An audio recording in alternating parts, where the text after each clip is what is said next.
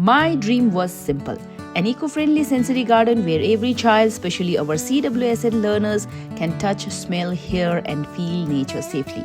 So, I pictured a place of colors, scents and textures that calms, stimulates and teaches, a living classroom for all the senses. With no budget, the plan had to be creative, sustainable and community-driven.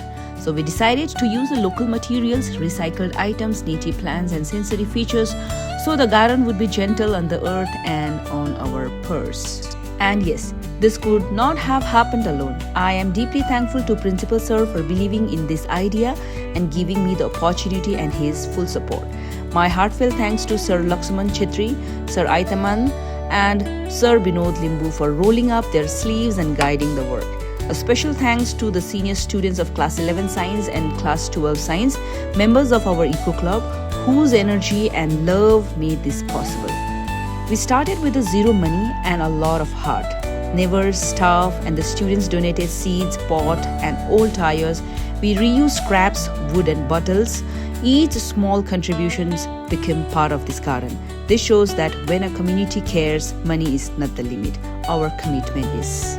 This garden is designed for inclusion, clear paths, low beds, safe plant and quiet corners so every child can participate. By using native plants and recycled materials, we teach children how caring for the environment protects all living things. Here, they will learn science by touching soil, smelling, learning this is kind to the planet.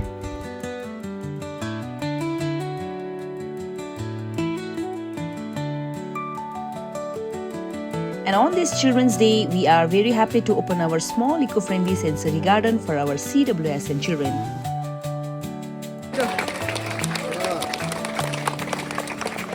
Now you can enter. Enter. This garden is for you all, okay? While we wait, Chalo. let's sing We Are the World. DJ, please play the song. Chalo. Honestly. Please sing along. Give the music. Woo! Happy Children's Day!